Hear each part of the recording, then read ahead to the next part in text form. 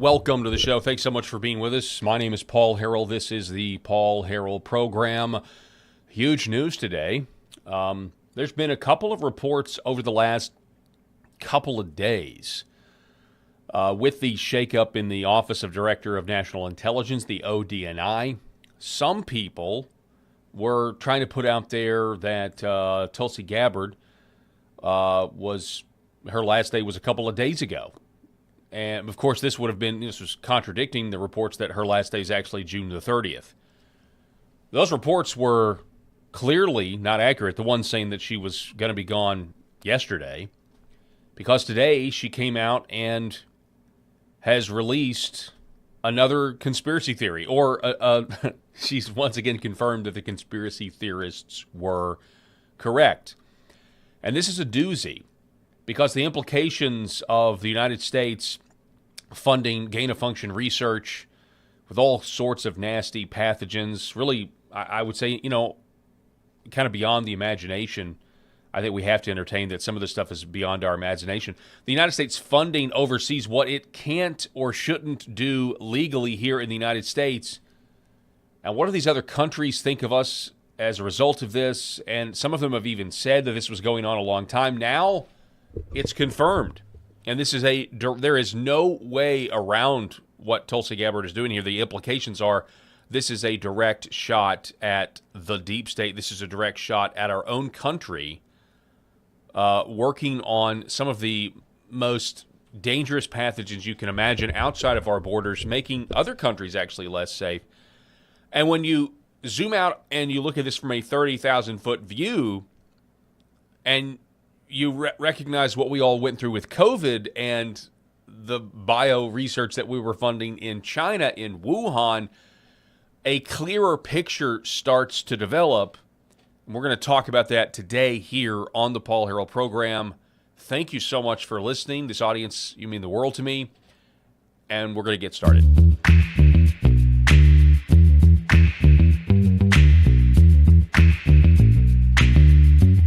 The Paul Harrell program.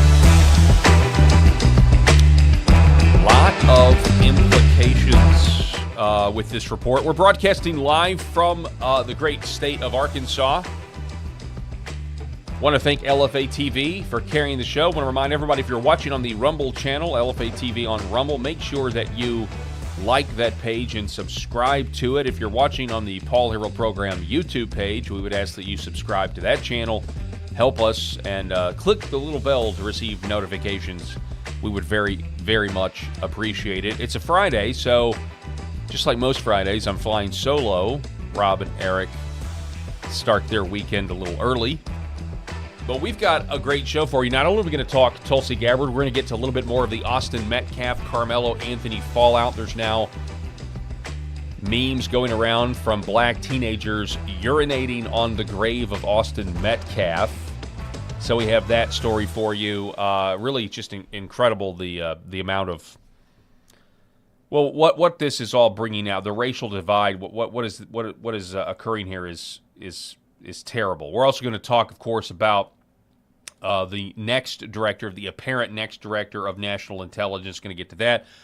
Going to give a little bit more of an update about what happened in Belfast, as well as other stories. So let's get into it first. We're going to pop up. This is Tulsi Gabbard. Earlier, she posted this.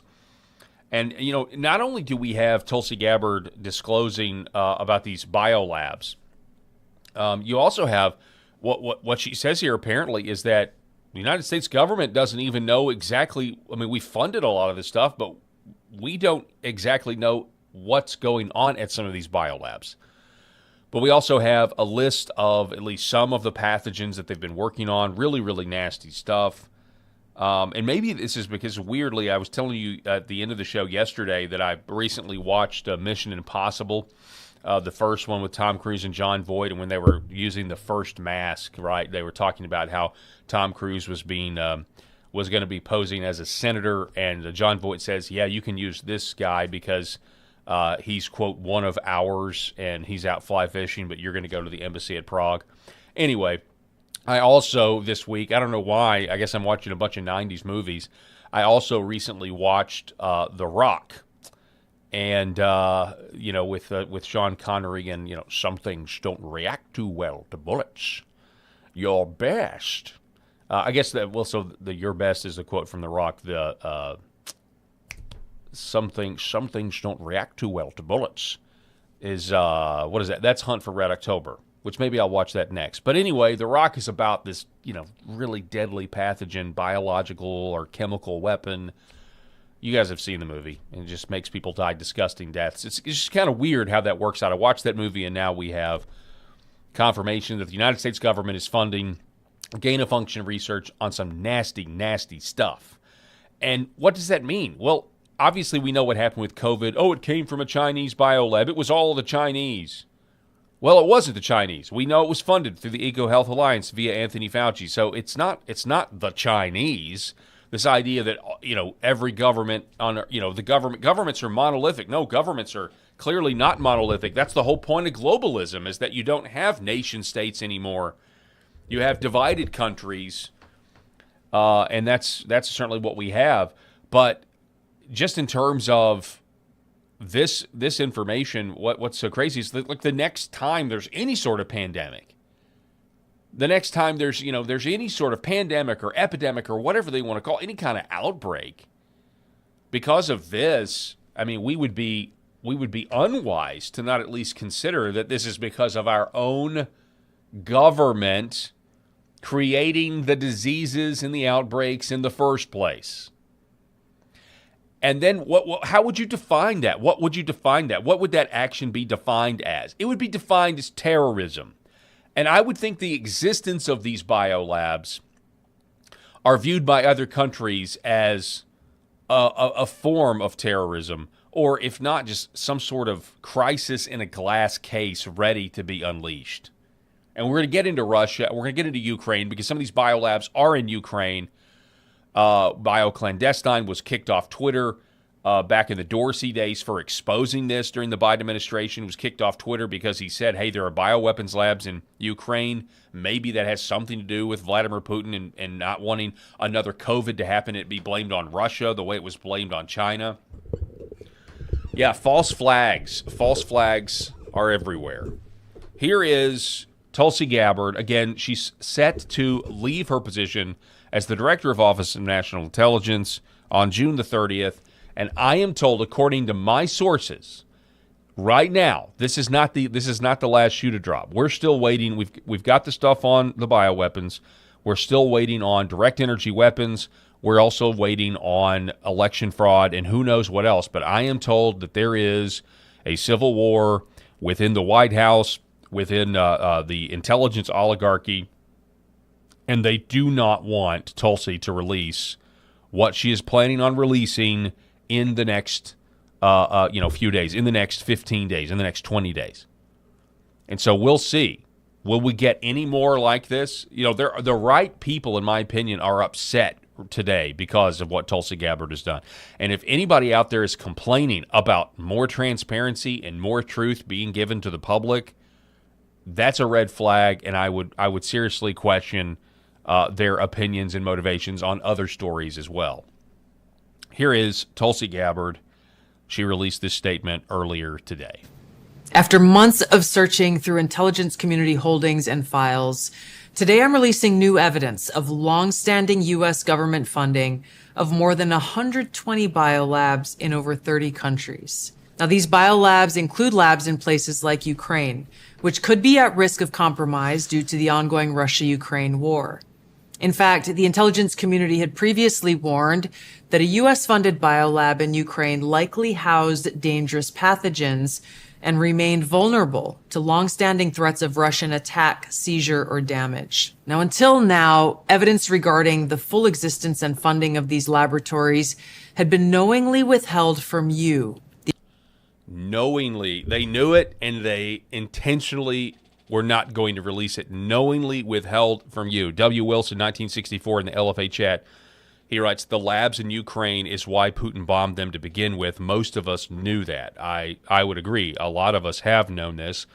Getting the United States government to actually admit that, they're not admitting that exact reason with Putin, but getting to admit that they were there in the first place has been like pulling teeth, even though Victoria Nuland told Marco Rubio in a Senate hearing that they do have weapons labs there. And that was right after bioclandestine or war clandestine. I don't know what he goes by now. I've got one of his tweets pulled because he needs to be. He certainly that guy was like cutting edge and got basically canceled for it. Anyway, so they knowingly withheld this information. The American people. Many of these U.S. government-funded biolabs are currently or have previously engaged in research using hazardous and highly contagious pathogens, and in some cases included dangerous gain-of-function research with very little visibility or oversight. Now, President Trump clearly understands the serious threat dangerous gain-of-function research poses to the American people. And this is why he took decisive action over a year ago. On May 25th, 2025, he signed an executive order to end federal funding of gain-of-function research around the world. Here at ODNI, I issued new guidance to the intelligence community directing increased collection on these laboratories and facilities overseas. And we're already seeing the results of this increased collection. We're learning new details, for example, on clinical trials that are underway at these facilities and that are raising significant ethical, financial, and security concerns regarding the supposed public health initiatives and U.S. national security. Now, despite the obvious potential for catastrophic global impact that research on dangerous pathogens in biolabs can have, politicians and so-called health professionals like Dr. Fauci, as well as entities within the Biden administration's national security team, lied repeatedly to the American people about the existence of U.S.-funded and supported biolabs. Not only did they lie, they threatened those who attempted to expose the truth. So this release today breaks new ground, as the information surrounding the existence, history, locations, and funding of these U.S.-funded biolabs has been intentionally covered up by very powerful people who falsely claimed that these biolabs didn't exist. Now, they accuse anyone who says otherwise to be foreign assets and traitors to America. Now, ODNI will continue working closely with partners across the U.S. government to identify exactly where these labs are and what pathogens they contain to end dangerous gain-of-function research that threatens the health and well-being of the American people and people around the world. Again, that's Tulsi Gabbard, and she's exactly right. To speculate, and now we're no longer speculating, but in the past to speculate about the bioweapons labs, there were people that would say, "Oh, you're a traitor," or "You're peddling in Russian disinformation." That's not true.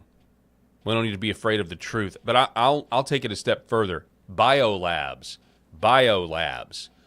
Shouldn't we actually be honest about what we're talking about when we're talking about biolabs? We're talking about weapons. Okay? We're talking about bioweapons, biological weapons. That's the whole reason you do this. It's how can we study disease and pathogens and gain-of-function research in an effort to use them against people we don't like, in an effort to use them against people that we want to go to war with, and maybe we don't want to go to war with them in the conventional way. That's what this is. And I'll tell you another reason why people want to say this is somehow disinformation, or they criticize you, they want to call you a traitor. It's because it points, all of this points to COVID being the result of the intelligence oligarchy weaponizing their apparatus, their foreign international bioweapons labs against the American people, specifically during COVID, specifically to go to war during an election year against a president that they did not want to get reelected in 2020. That's what's not being said here officially by the government, but you can piece together these data points and figure it out really quickly, and it's not rocket science. And by the way, even without Tulsi Gabbard's disclosures today, there's still plenty of data points to do that. So some of the fallout from this, and we're going to analyze this. Let me look at some of your comments here.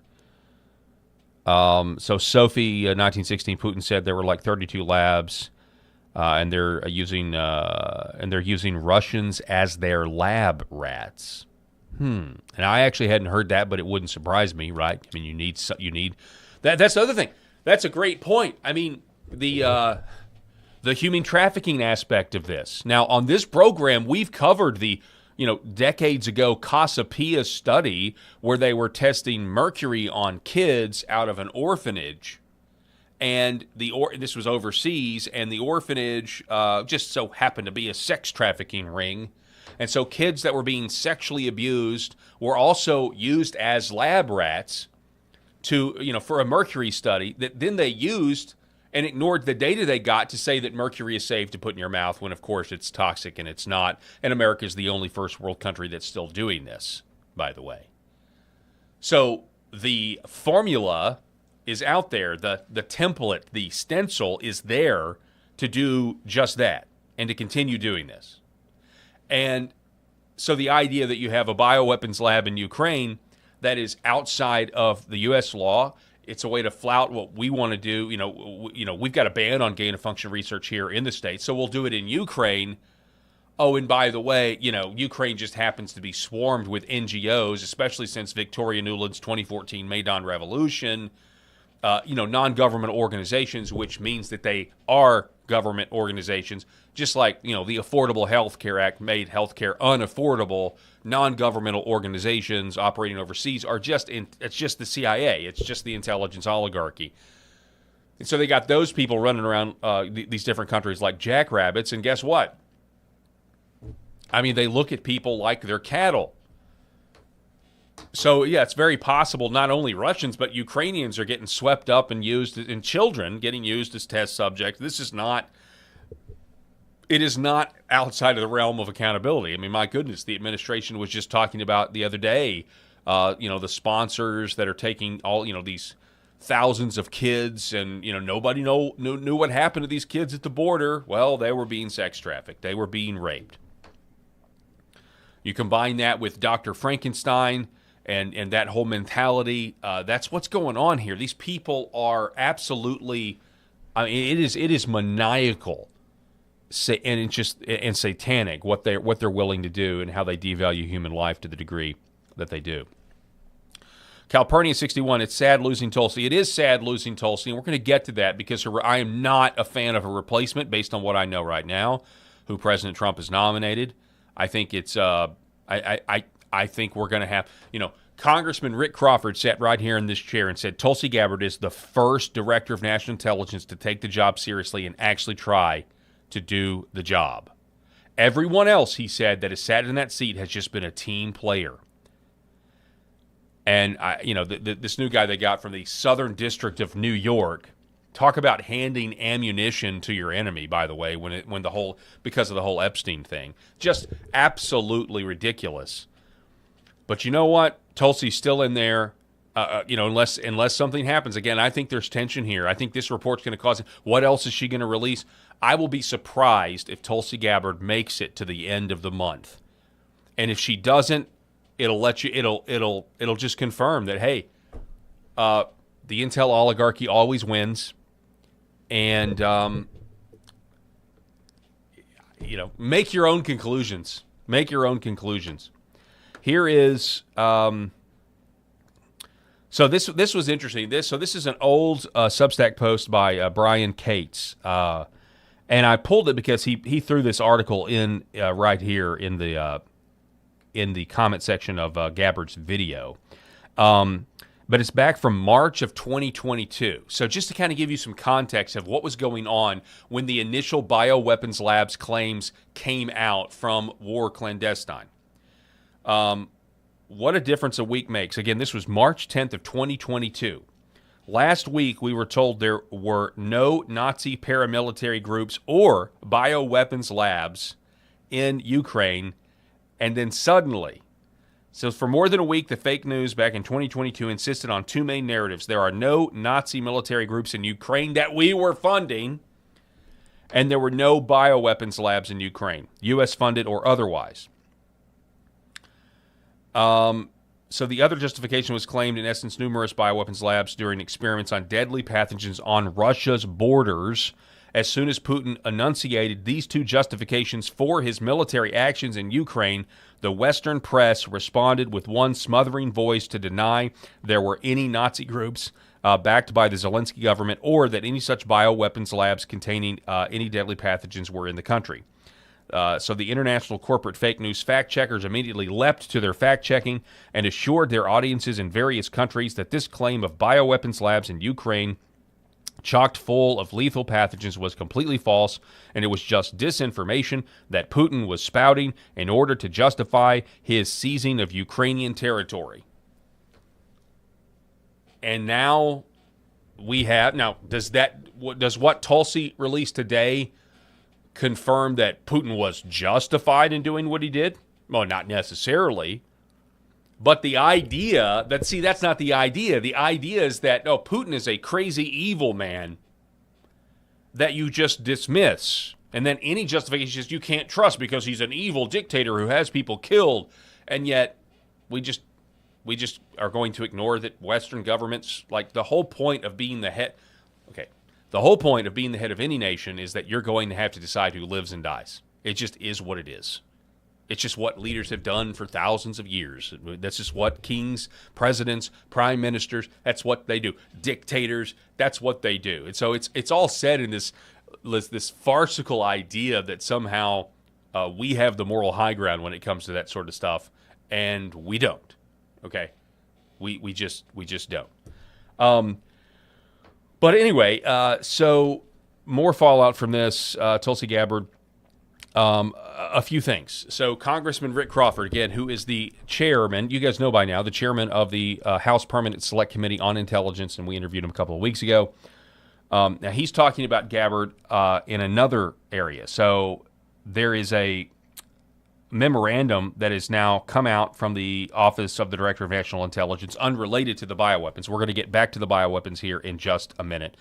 By the way, Bucklebrush Jones over on the LFA chat says, Russia was a fake boogeyman my whole life. Meanwhile, England does Michael Steele and coups on Trump. That's a great point. That's a great point. Oh, no. England's one of our greatest allies.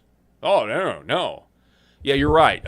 And the whole Russia, whether it's the Russia collusion, the framing Trump for treason, Obama, framing Trump, ordering the fake intel assessment, all of it is predicated on a generational understanding of who the Soviet Union was. And I say was because the Soviet Union is gone. And while Putin may want to reassemble the Soviet Union or whatever, and I'm not saying he doesn't want to do that, the fact is our knee-jerk reaction to fight a proxy war with Russia or maybe directly engage with Russia is all based on a 1980s Cold War version. Like think Red Dawn or Rocky IV. You guys remember Rocky IV? That was a big, political movie where Rocky has to fight, Dolph Lundgren, the Russian, the Soviet, right? And yet, and then you look at the whole NATO thing. I mean, it's just everything's backwards now, right? Everything's backwards now. Vladimir Putin bans LGBTQ propaganda in his country in 2013, and in 2014, the Maidan Revolution happens. Okay. In the meantime, NATO, or formerly Christian Europe, and I say formerly Christian Europe because in order to become a member of the European Union, you have to have a gay marriage law. Okay. I mean, I look at it from those standpoints. I look at it from the morality of it, like in terms of just like the black and white morality. And that's not to say that, Russia doesn't do things wrong. Of course they do. But all of this is us trying to regain, trying to claim and keep this narrative alive that we have the moral high ground against the Soviet Union. And I think we did. I certainly think we did. There's a reason Reagan called the Soviet Union godless. He would talk about it. Let us pray that country would know God. That this is what Reagan used to say about the Soviet Union. Who's the godless ones now, though? I don't know a lot about, and I'm not Eastern Orthodox. I'm not Russian Orthodox. I have theological disagreements, right? I mean, I'm a Protestant Presbyterian. So, but I can certainly look at Christian Europe, and I can say Christian Europe is no longer Christian. In a lot of respects, and just look at the laws on the books to prove that, right? And look at how unchurched these countries have become. Look at how unchristianized, unbiblical, calling evil things good and good things evil, and our country is doing the exact same thing. And so you look that NATO was created to protect Europe from the godless communist Soviets, who are the godless communist Soviets now. Great Britain and Belfast, they're literally refusing to protect the innocent, and they're refusing to punish the guilty and the unrighteous and these people that want to behead others in the street, and then they go arrest you for speaking about your daughter being raped on social media. They'll go arrest those people that are protesting just in their speech, which is something the Soviet Union was really, really good at, not allowing their citizens to complain and speak about the atrocities of communism.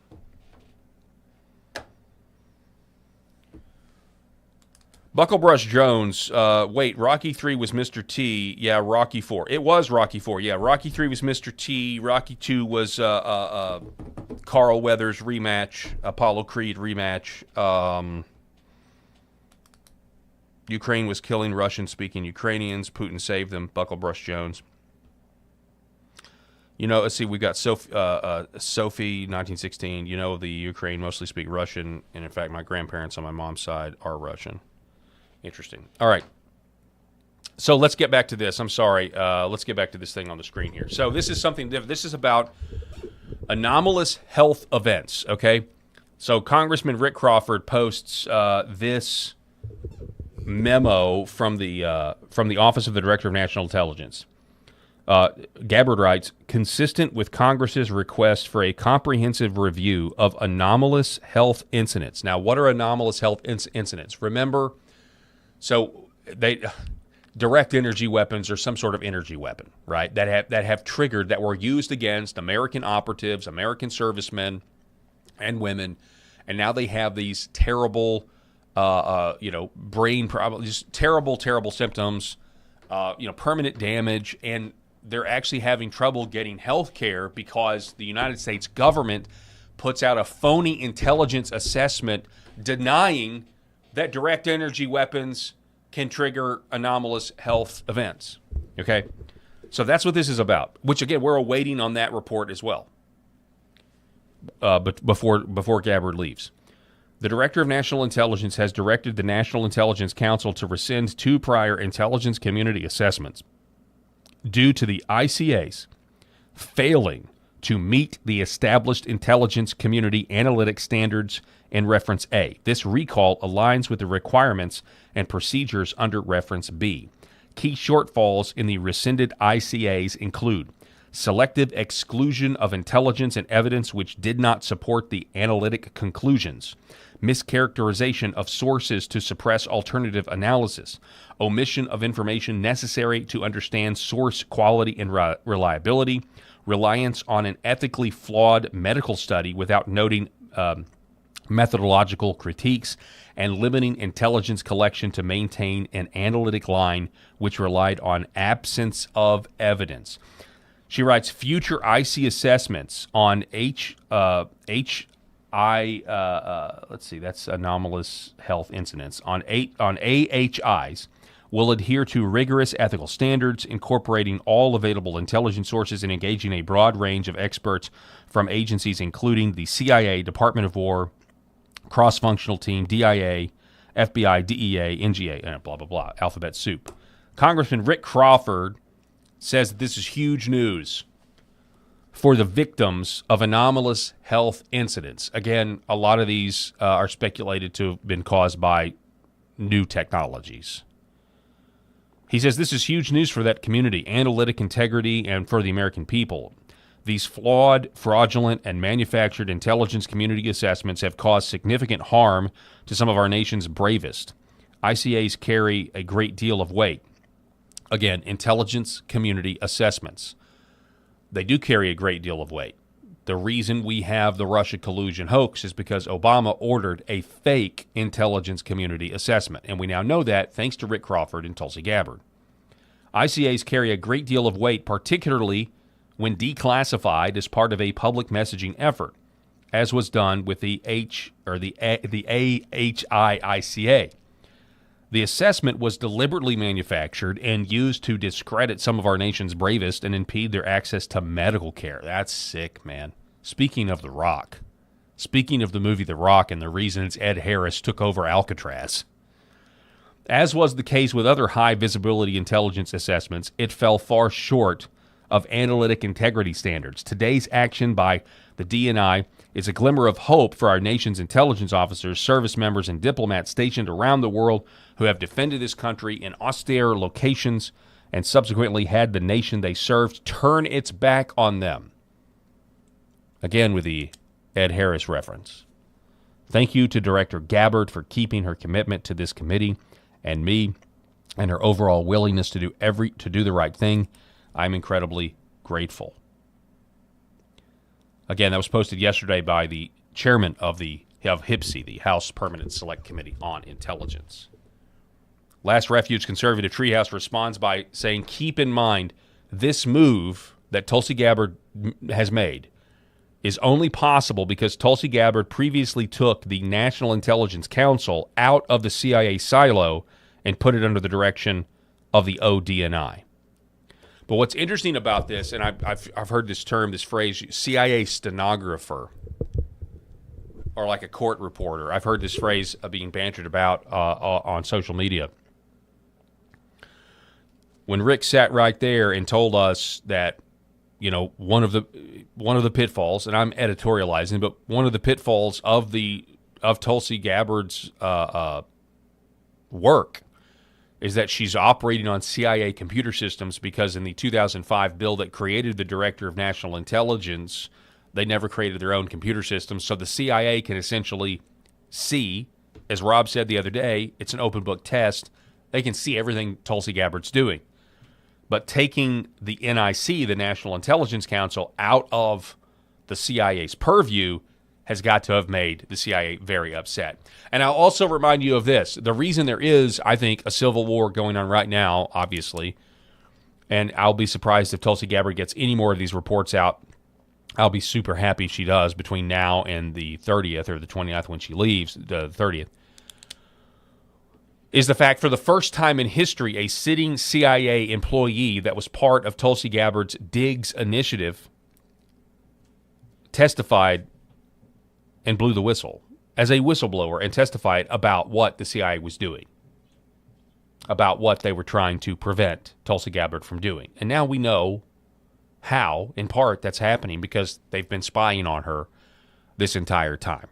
And they're very, very upset. And I can promise you today, those lifers, those people who are actually communists that are embedded in our own government and won't go away and won't relinquish their power, and they think they can just wait this out, and many of them may be right.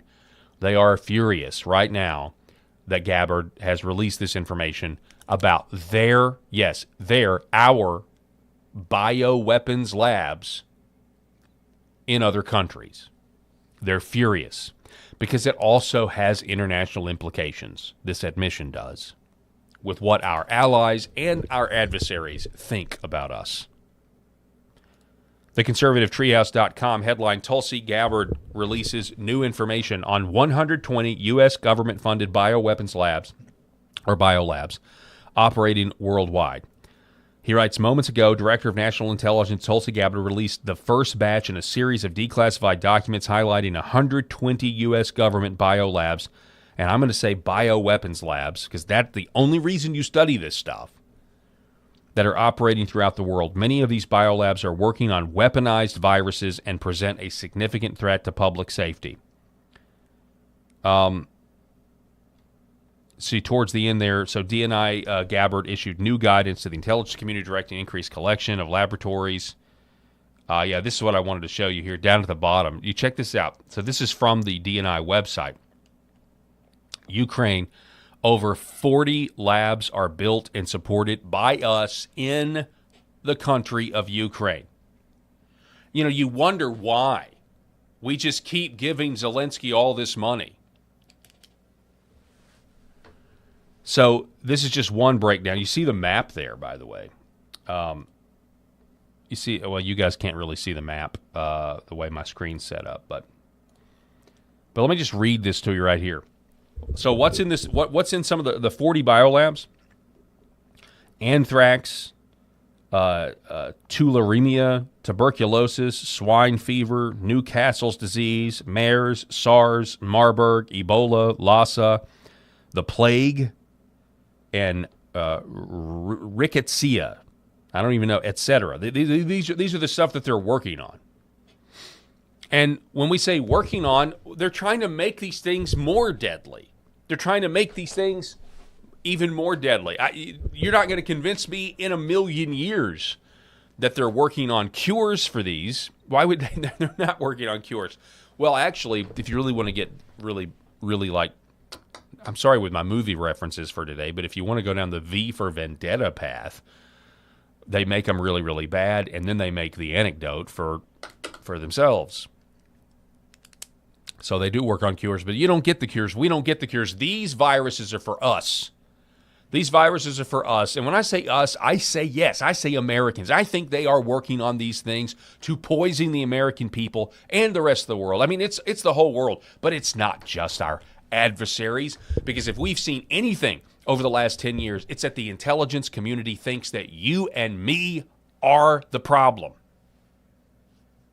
Novel Harari at the World Economic Forum thinks that you and I are the problem. What do we do with all these people once we ascend into transhumanism? What do we do?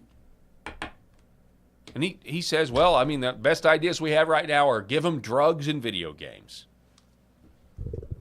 That's just one step away from, well, it might be better just to kill everybody.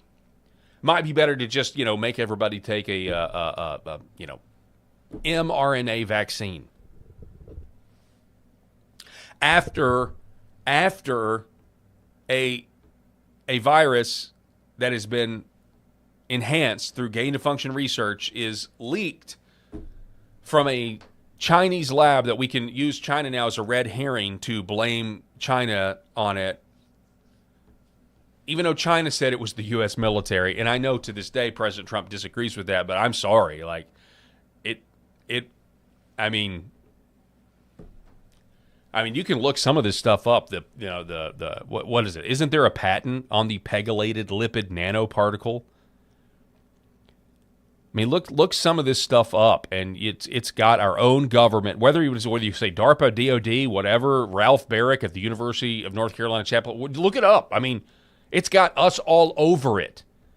So whatever happened with COVID in the world, yeah, sir. If you want to say China is partly responsible, that's fine, but you can't. In my opinion, you can't say that without saying we were responsible. And I think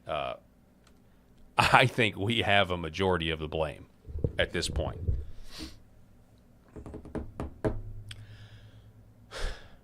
And so this is just the obligatory accountability. This is the obligatory, we have to have accountability. They're going to do this again. You have to have accountability. They're going to do this again. You have to have competent people putting these people in jail, or they're going to do it again. And unfortunately, we're losing Tulsi Gabbard. Now, Tulsi Gabbard can't put any of these people in jail, but she can refer them to Pam Bondi or now Todd Blanche, and guess what they're going to do? Guess what they're going to do? Guess.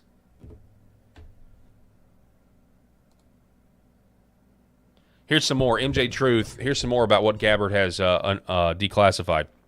The document shows many U.S. government agencies, universities, and companies linked to Ukrainian scientific institutions conducting dangerous research. A table lists multiple research projects called TAPs on viruses such as highly pathogenic avian influenza, bird flu, African swine fever, and others. Many of these projects were completed or are ongoing. The U.S. funded Ukrainian scientists to study the genomes of highly dangerous viruses inside biocontainment labs that were also paid for by the U.S. government. So the U.S. government agencies, contractors, this first one you need to pay attention to. The first list on this, the first company is Black and Veatch. Okay? This is a major contractor, appears in multiple times. You know why this is going to be relevant moving forward, folks? Black and Veatch, because it has direct ties to the Bidens, specifically Hunter. U.S. universities and research institutions involved: University of Florida, Tennessee, Kansas State, University of Mexico, Alaska, the Joint Genome Institute, whatever that is. Ukrainian entities, various Ukrainian research. Anyway, it's all there, and this is just a snippet of what's up there. And you just pray that Tulsi Gabbard is allowed to be free between now and her exit in the 30th, and continue to just. I want to know about the election fraud of 2020. I don't want you to pull any punches. I want to see it all. All right, here's new information from DNI. They admit that the U.S. Now, okay, so this is from Clandestine. Okay, Clandestine is the guy, and I give him full credit for this. And, it's just a point of fact. This guy was the one saying, I think there's bioweapons labs in Ukraine, and that may be one of the reasons. No, I'm just saying, I don't know if Vladimir Putin's a fan of U.S. after COVID, after all the stuff that happened with COVID. I'm not so sure Vladimir Putin's a fan of U.S. bioweapons. No, you're banned. And he got banned by Dorsey's Twitter. Then he had a Telegram channel for a while. That's where I got a lot of his updates back during 2022 when all this was going on. It was fascinating. So he says, here's the new information from DNI. They admit that the U.S. they admit that the U.S. built and funds support over 40 biolabs in Ukraine, which house dangerous pathogens, which Russia claimed are being used for bioweapon development. They are kind of admitting Putin and Russian military were right, to a degree. He says, to me, I think this is the beginning stages of public disclosure about COVID being a U.S.-funded experiment, and it very well may lead back to the labs in Ukraine. Some of these U.S.-funded labs were studying bat coronaviruses in Ukraine as early as 2014 via USAID Project Predict.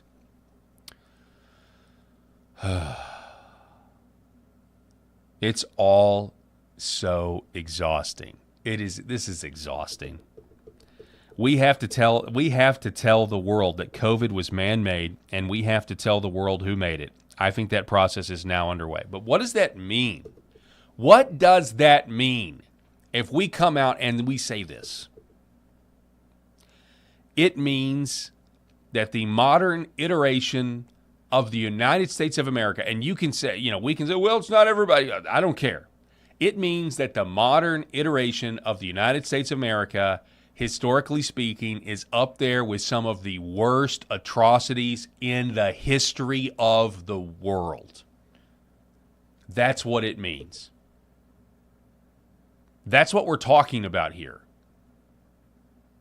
To come out and admit this, if we ever get to that point where it's just like common dinner table conversation, it's understood the sun rises in the east and the United States put out COVID to try to enslave the world, stop Donald Trump. You fill in the blank as to why. But if it comes out that the United States did this, then that puts us in a category that none of us would ever imagine. You see my previous comments about the moral high ground, how we're always trying to say that we have the moral high ground and everything. Let me check on some of your comments here. The best is yet to come. Tulsi didn't tell us anything we didn't already know in 2022 by Putin.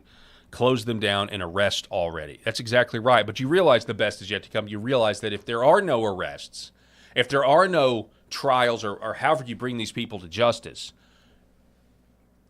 you realize, they're just going to do it again, but it's going to be so much worse. And, I don't know what to say other than, just to tell you. I'm very worried. I am very concerned that we're not actually going to see any accountability. And, I don't think that's, a stretch, because Tulsi Gabbard's replacement, from what I can tell, is just going to be a CIA team player and is going to protect the intel oligarchy at all costs. And we'll get into that here in just a second. Here's a flashback. Jen Psaki from 2022. Russia has a history also of inventing outright lies like this, which is the suggestion that the United States has a chemical and biological weapons program, or Ukraine does, that they're operating.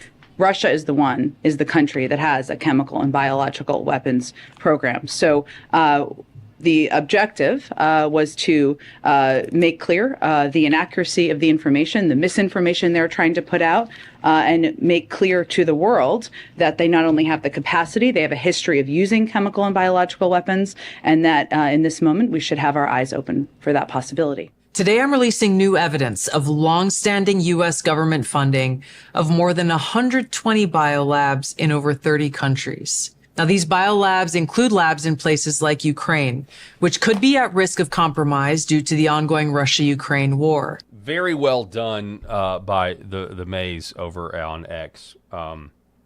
So just to be clear, the allegation that mentioning the U.S.-funded bioweapons labs in Ukraine is Russian disinformation is a Joe Biden, Jen Psaki, or Paskey, or whatever. I don't even remember how to say her last name. Jen Psaki talking point, okay?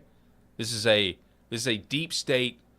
I can't even call it left wing. It's just an intel. I mean, she is left wing, but this is a uniparty talking point. The same uniparty that went on CNN and told you after the Nord Stream pipeline blew up that Russia blew up their own pipeline, their own economic engine into Europe. They blew it up.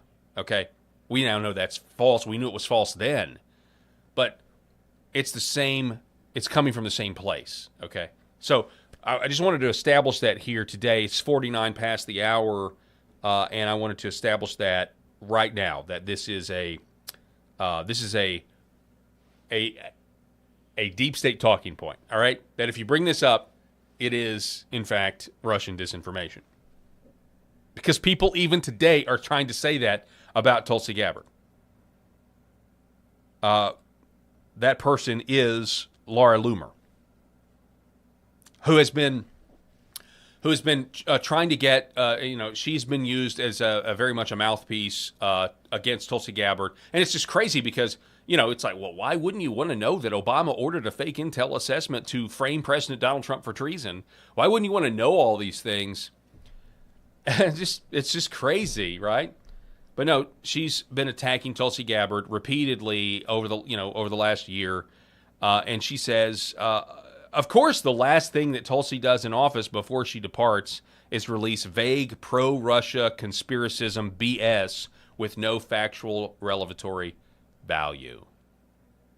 Isn't that interesting? That's crazy. You kind of wonder, man, is there really a civil war going on right now within the intelligence oligarchy? And will Tulsi be able to release her next bombshell? Will she be able to release her next bombshell, or will she be stopped and shown the door early? John Harrell writing, this release is only 4 pages long.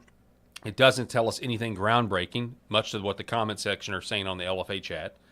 We've known about U.S. funding biolabs all over the world. We were just called conspiracy theorists for it.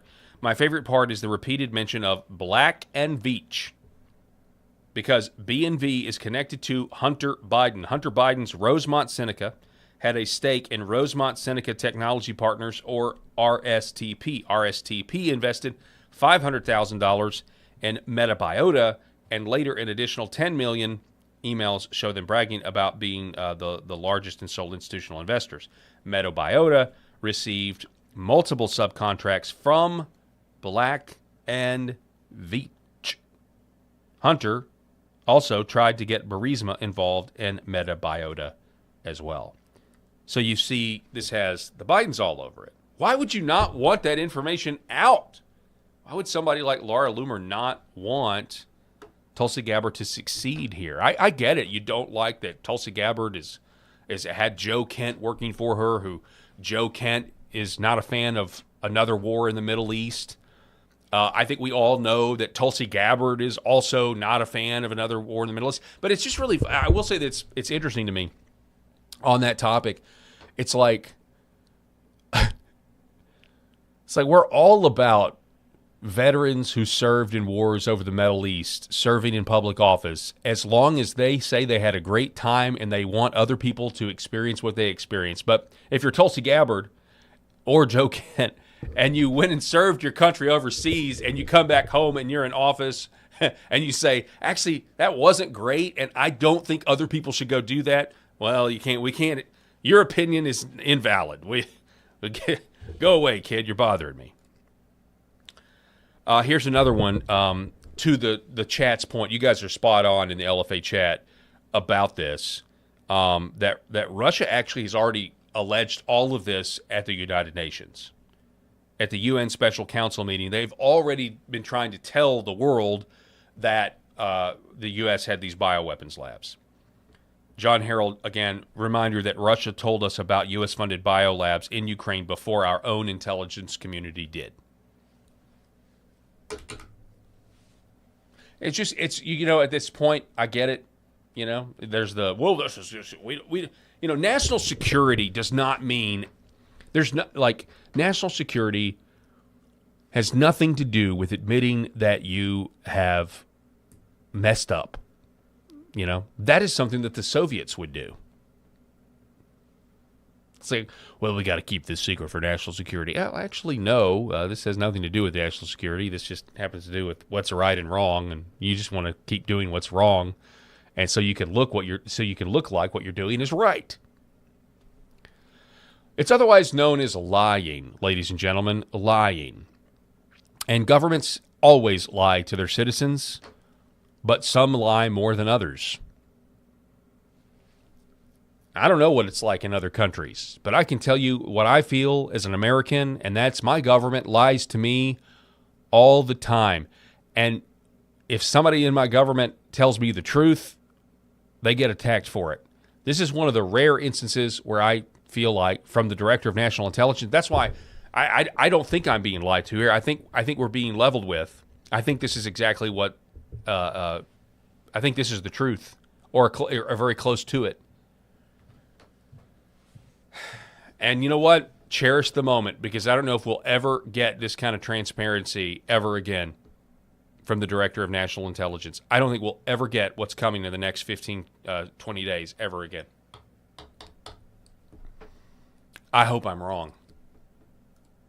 I hope I'm wrong.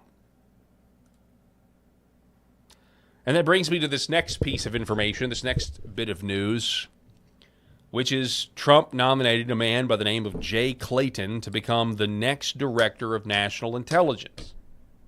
Who is Jay Clayton? I admit, never heard of this guy up until 2 days ago. I don't really know, other than he was appointed to run the Southern District of New York, which, I'm sorry, if you know anything about the Southern District of New York, it might as well be the Southern Poverty Law Center. I honestly, it really made me mad that it's so close to the name in the first place. Like, the Southern District of New York, it might as well be the SPLC to me. And by the way, you're just literally handing ammunition, Epstein bullet ammunition, considering he was supposedly in charge of some of that stuff. You're handing that to the Dems, by the way, to use against you. Brianna Morello with this report. President Donald Trump is nominating Jay Clayton to replace Tulsi Gabbard as Director of National Intelligence. Clayton is currently the U.S. Attorney for the Southern District of New York. She says Clayton was also tasked with investigating the late convicted sex offender Jeffrey Epstein's associates last year. We're all told that there's nothing to see there, which I don't buy that. I know a lot of you don't buy that. I also know a lot of you don't want to talk about it or think it's a distraction or blah, blah, blah, but I'm sorry, like the conspiracy theory of conspiracy theories. You know what it is? The conspiracy theory of conspiracy theories is JFK, maybe even the moon landing, okay? But JFK, that's like the base one. Oh, I think our government lied to us about that. But you know what the second one is? And it was 20 years ago. People started whispering about this guy named Jeffrey Epstein or Little St. James Island. And then we get the emails that talk about the beef jerky and grape soda and cheese holders. Come on. Oh, there's nothing to see here. There's no accomplices. We don't need to do anything about it. I'm never going to say, yeah, you're right. Ever in a million years, I will never just gloss over that like that's like not some giant red flag that we have going on here. But the president of the United States, Donald Trump, says that he wants he's nominating this guy, highly respected Jay Clayton, he says. Now, look, I floated a story a couple of days ago, and I apparently am wrong about. Because the first question we asked Congressman Rick Crawford, the head of the Intel Committee, was, are we looking at the next director of national intelligence? And he told us that it was unlikely because, the House majority is so slim, and it would, there'd have to be a special election, and, you wouldn't be seated in time to decide who the minority or the majority is in the House. I was like, okay. But then when Bill Pulte was appointed as acting director, which is something that sent the left and the right into a tailspin. Oh, how dare you appoint him as acting director? And it just goes to show you it wasn't because of Bill Pulte. It's because they want Tulsi gone, and they want somebody in there that is immediately going to be on their team, on the status quo's team, on the Intel oligarchs team. I'm confident that that's what's going on here when the uniparty reacts the way they do. But with Pulte as the acting director, he's got 200-something days that he can stay there until his term would expire, which would put us after the midterms, which would also then, potentially mean that Congressman Rick Crawford could be the DNI. That obviously wasn't the case. Somebody said, nope, we're not going to do it. Now, I can imagine why. I'm not surprised that Rick Crawford didn't get nominated. You know why? Because Rick Crawford was working hand in glove with Tulsi Gabbard, and they do not want her mission to continue. They do, listen, and I've got sources on this, they do not want her mission to continue. They don't want this to continue. They don't want her to keep exposing things. They don't want anybody to keep exposing things. They don't want anybody in there who thinks the U.S. government has messed up. They don't want anyone in there who thinks the U.S. government is corrupt. They don't want anyone in there who thinks the U.S. government weaponized our intelligence apparatus against the people and against political opponents that they don't like. And Tulsi Gabbard's that person. They don't want anyone in there that thinks that the elections aren't real. That the elections are not real. You start looking at this fraud. I mean, think about it. You look at the fraud that we're witnessing in Los Angeles. That's not a real election. The 2020 election wasn't a real election. They don't want anyone in there that believes that. They don't want anyone in there that thinks J6 was a Fedsurrection psyop to squash populism and keep anybody from running for office that would ever try to make any serious change again. They don't want anybody in there like that to expose potentially. And by the way, that's when this all blew up. I can tell you that. That's when this really all blew up.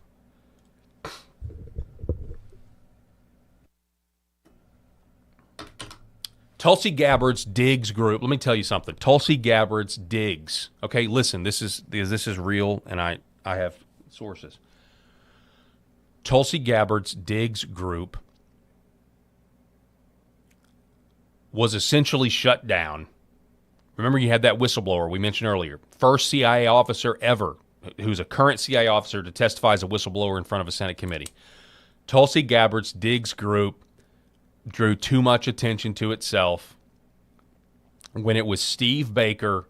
Steve Baker did not take his reporting to the FBI about the Capitol Hill police officer and gate analysis.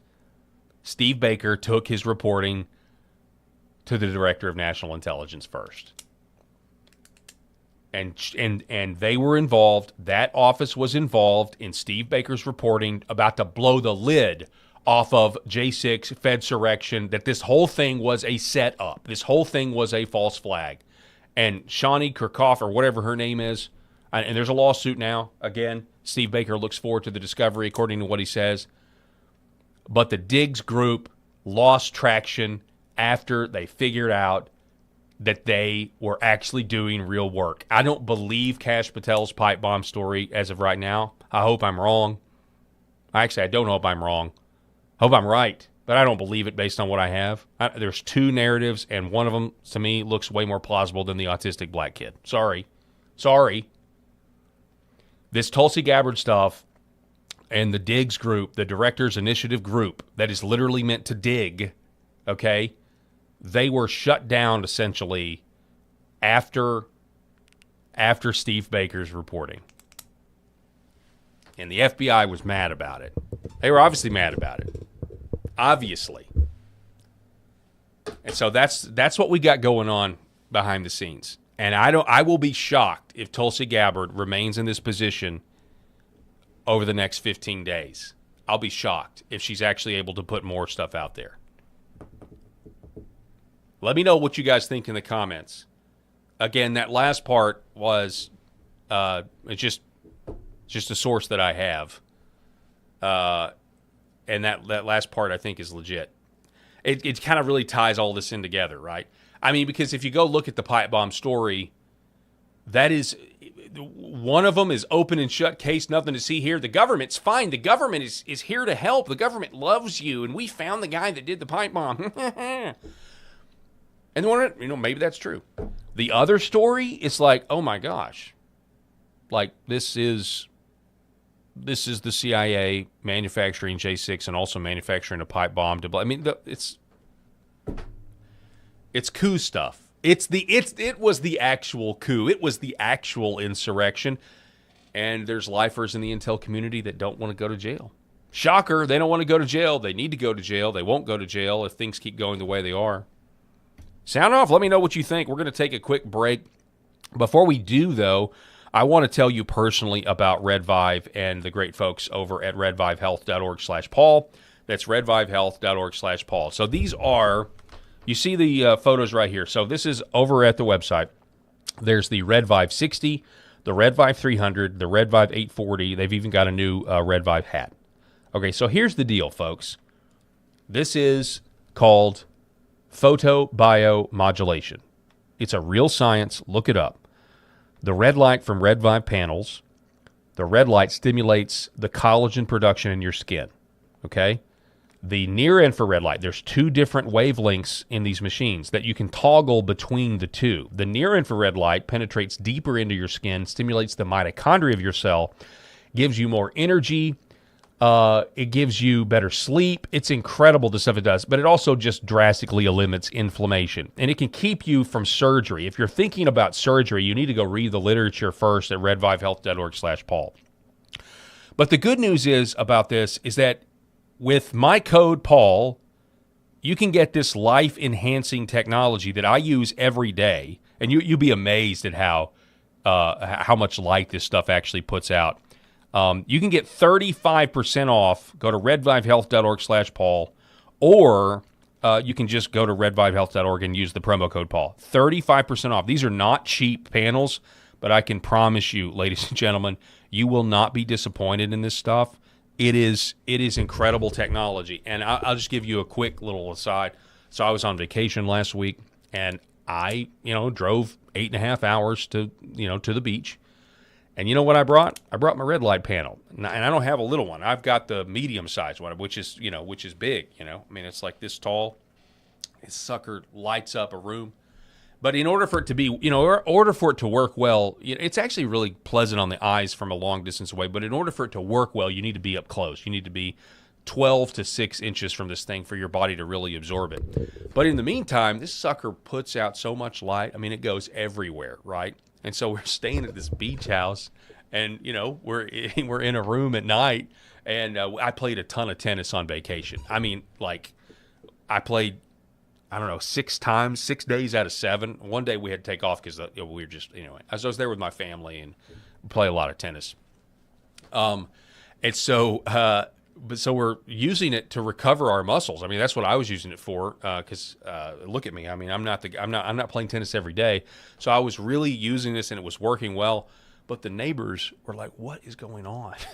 Like the neighbors of this house, because at nighttime, if the window was open, you turn the red light on, and it was like, I mean, it was like that episode of Seinfeld when they had Kenny Rogers roasters. I mean, that's how bright this stuff is. So not all red light panels are created equal, and I'm going to shut up about it. We're going to go to break, but not all red light panels are created equal. I just want you to know that.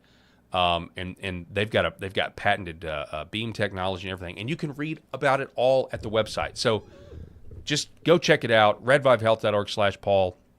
35% off if you decide to buy, but all the literature and science behind it is there. And again, if you're thinking I may need to do surgery, orthopedic surgeons are not fans of this, or some of them aren't. the ones that have the same like little playbook of getting money out of people, and orthopedic surgeons do good work.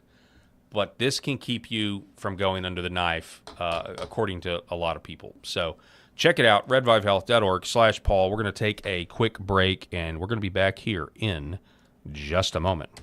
For centuries, light has been used to heal.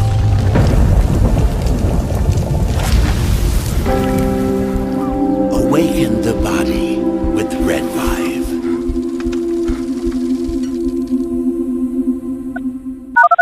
This is our family dog, Bubba. He is a Shorty Jack Russell, and he brings a lot of love and laughter into our home.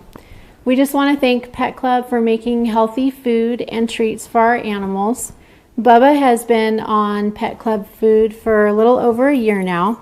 He really likes the Sequoia dry food, and then I put a scoop of the Sequoia wet dog food in there with some hot water and stir it up, and he absolutely loves it. And he likes the mush puppies, but his ultimate favorite is the antlers. Those keep him busy for a really long time, and he really likes them. It makes us feel really good that the food and treats that we give him have healthy ingredients in them, because we want him to be around for a really long time. Our previous dog was a lab, and his name was Titus, and we fed him in bulk, and we would just get his food from the big box grocery stores. And unfortunately, that food wasn't very healthy for him, and he ended up getting cancer and passing away. So we didn't want to make that mistake with Bubba, so we were really fortunate to find Pet Club and find some really healthy food for him to eat. So we would just like to thank Pet Club, and we just really appreciate the healthy food that they make, so we can keep this guy around as long as we can. I had 5 units that I purchased for the practice right out of the chute.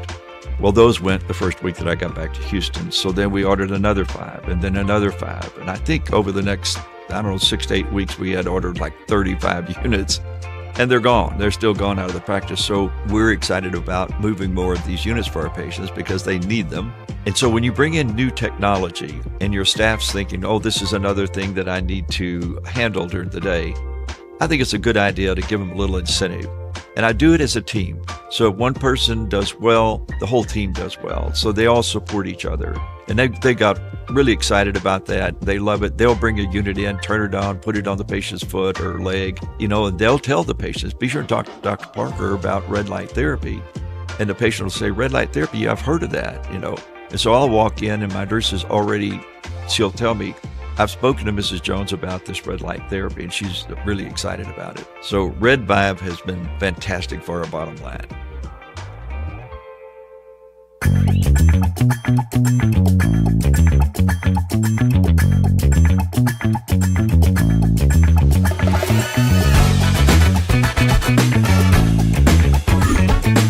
The Paul Harrell Program.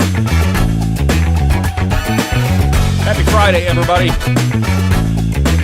I hope you're going to get well rested, going to enjoy the Lord's Day coming up on Sunday. Go to church if you don't. I'll tell you more about that later. Also, I'm going to talk a little bit more in a minute about, I saw this really great post about Tom Bombadil. Tom Bombadil, you guys ever read Lord of the Rings? Saw this really good post about taking a step back and just living sometimes. And it spoke to me because I'm going to be real. Last couple of days, I have just been looking at the news and been just depressed. I'm not going to lie. Just not despairing, but maybe close, People got to remember despair. I need to remember this. Okay, this is for me. Despair is a sin, okay? Despair is a sin. It is, I believe it's makes you guilty, makes one guilty of unbelief. God forgive me for my unbelief in your goodness, in your plan, in your hope. More on this story real quick, and we're going to move on from the Director of National Intelligence angle and all things Tulsi Gabbard. But just one more thing about Jay Clayton, the former chairman of the Securities and Exchange Commission, now been nominated. And again, I think it's not a good pick, but what do I know? I'm just a pundit. But this is, to me, it's just not a good sign. I'm sorry. I'm not going to agree with Tom Tillis. I'm not going to agree with this guy. Tom, tell us Jay Clayton is an outstanding choice by President Trump to serve as Director of National Intelligence. Jay is a proven leader with a distinguished record of public service and sound judgment needed to lead our intelligence community. I look forward to working with my colleagues to ensure his swift confirmation. Isn't it odd when they support, like when they don't support, they just like, oh, there's just, I can't, this is no experience and just, Russian agent and blah, blah, blah. But then when they endorse, they sound like robots. When they endorse, this is not 1998. These statements are so ridiculous. It's all so performative and fake. It is all so fake. I can't stand it. All right. Moving on now to some interesting stuff. We're going to talk about Carmelo Anthony fallout. Before we do, Libs of TikTok has an update. The Boston police are been looking for a couple of people who decided to knock over a lemonade stand at gunpoint. When I say knock over, I mean rob a lemonade stand. Boston police have released footage of the suspects. Let's see if we can. So we don't have any audio here, but here are the suspects. There they are. So these are obviously two black guys that robbed a kid's lemonade stand. Armed robbery at a children's lemonade stand. Black males aged 11 and 14. What in the world is going on? But there they are. This was a story back on the 11th. Even lemonade stands are not safe. Just so we're clear. So in the wake of the Carmelo Anthony sentencing, where he got 35 years but will probably be out in 17, there's a podcaster I've never heard of by the name of Larry Reed. So podcaster Larry Reed calls for a mass exodus of black Americans to Africa. Slow down, Abraham Lincoln. In response to the Carmelo Anthony verdict, according to Breitbart. Here's what he said. This is Breitbart News. Listen to this. And I want you to begin to think about this America and the white people problem that we have. White people problem. I'm going to make a statement. We know that Martin Luther King, the beginning of his work was all about integration. We do know that later on that did change. Integration has had great benefits. I think now, unless you must stay in America, unless you are supposed to be in the USA. Otherwise, if you're black, integration has had great benefits. I'm telling you, and I'm saying this as a collective, let's drain this place of its benefits and make our mass exodus and go home and build. I repeat, integration has had great benefits, black people. For some of us. Let's drain this place of its benefits and make our mass exodus and make Africa and great go again. home and build. Make Africa See, great civil again rights and go build in Africa. Did not make white people that are infected with whiteness stop being racist. Infected with whiteness. They still raised racist children that run this country to this day. You know, it's fascinating because this is kind of crazy.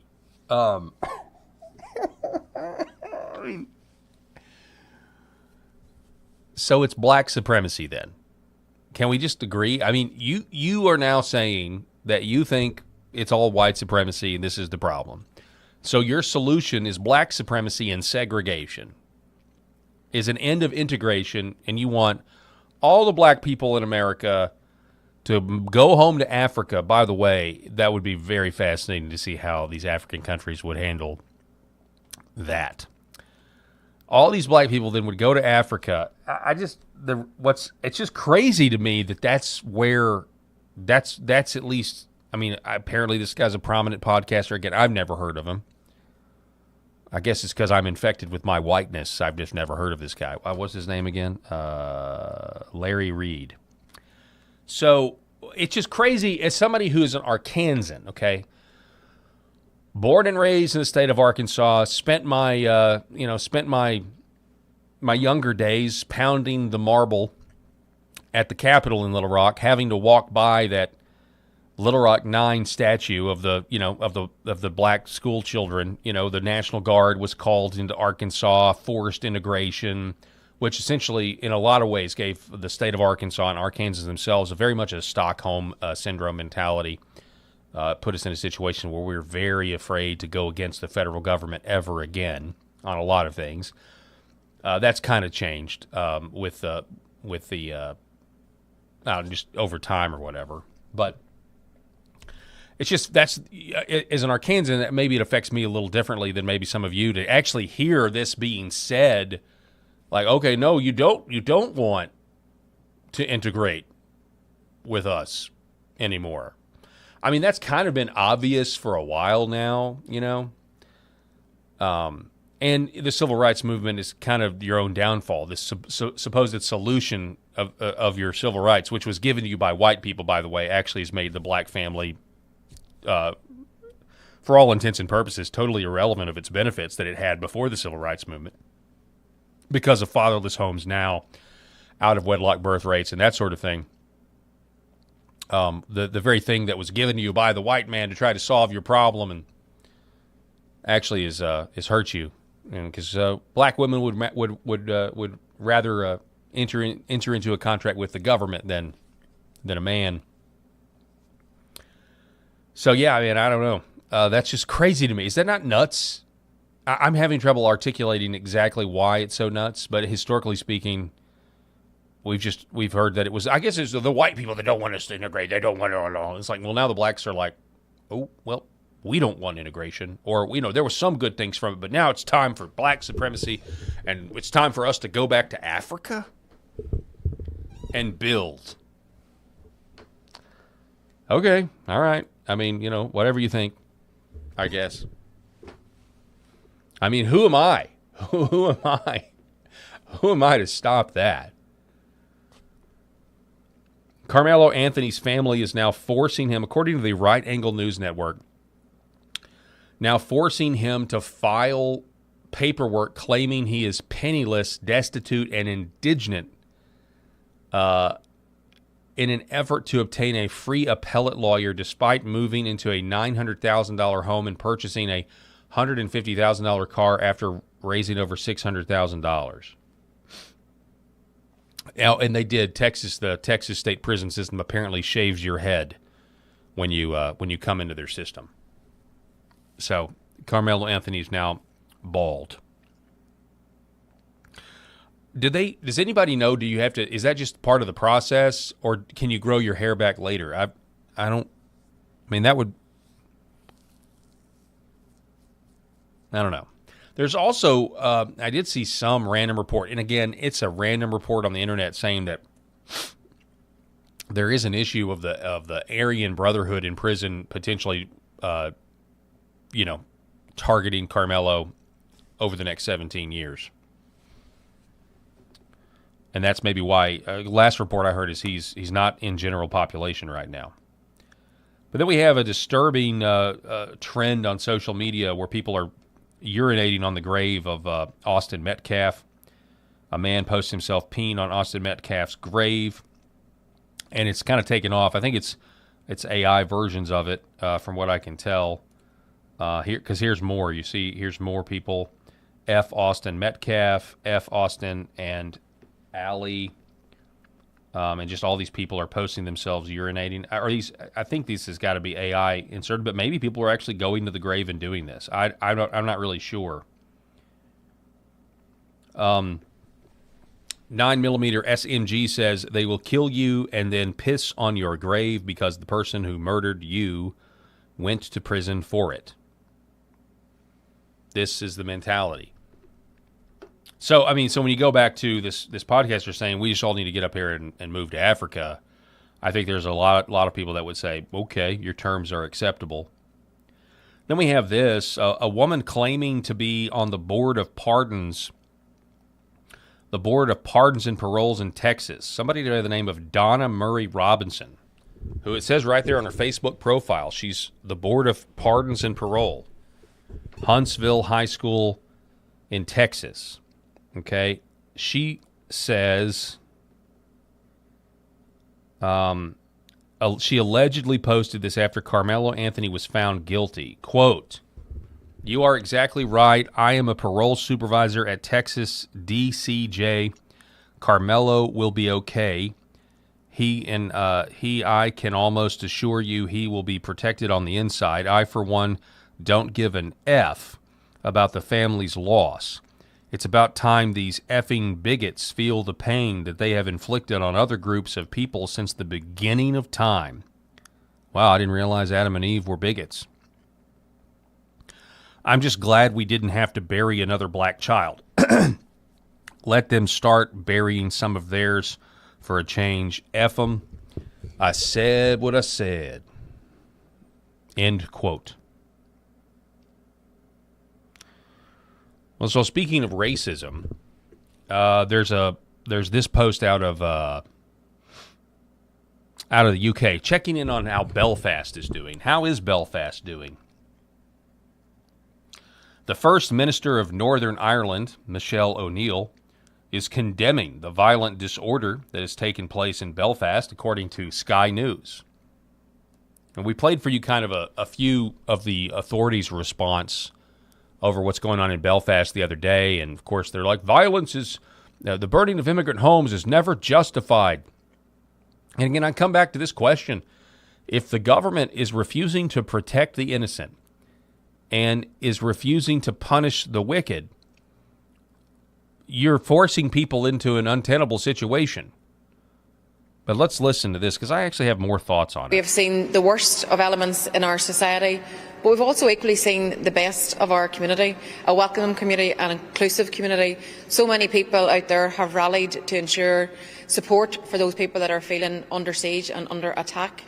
I met some of those people today. I met some of our healthcare workers in the Mater Hospital, people who have had to walk through these angry mobs, nurses and care assistants who provide care for our loved ones on a day-to-day basis and who've continued to turn up every day despite the fear in which they're living in, despite the circumstances of what's unfolded all around them, despite homes being attacked. This is not reflective of who we are as a society, and I know that everybody out there in our wider community are sending support and solidarity to all those that feel that under fear and feel that they're being intimidated on a day-to-day basis. We've just met with the Secretary of State here as well. We've been speaking about obviously the events of this week. We've been talking about support for all of our services to be able to respond to what we see on our streets. But I don't think anybody should conflate any issues here. The issue that we saw over the course of the last number of nights has been pure racism in its finest form. And we say very clearly no to racism in our society, and I believe that is where the vast majority of people are here. The vast majority of people here are good and welcoming and inclusive and value those people. Racism will not tolerate it. So racism, Lauren Chen, racism is not worse than beheadings. Think about that for a second. She's right. Beheading someone, raping someone, stealing from someone is way worse than being racist, assuming that what these people are doing is racist in the first place, because they've been pretty tolerant up to a point, haven't they? They've been pretty tolerant with the other race, the races that have been invading their land for the last 20 years. And now they're at a boiling point because you won't do anything to punish those races when they break the law. You punish the people that post about it on social media. So these people are at a point where the people in Belfast and others are now going through an equation that many American fathers have gone through in their head many times. At least, maybe I'm just speaking for myself. Like, at what point? Because it's like a catch-22. It can be, right? Like, if you were to go off and try to defend your family by taking matters into your own hands, the law into your own hands, right? We'll take Aaron Spencer for a second in Lonoke County. Who was the case was thrown out when he killed his daughter's molester, killed him after the judge let him out, and he came back to the house and got the daughter. Okay, I mean, what are you going to do, right? I mean, at that point, they got your daughter. Anything that father does up to that point, I think is totally fine. I don't care. I don't care what the dash cam says. Obviously, they lost the dash cam footage. At that point, because you're literally defending and protecting your daughter, you're putting your life on the line to do it, and you're willing to protect her. Okay, great. That's fantastic news.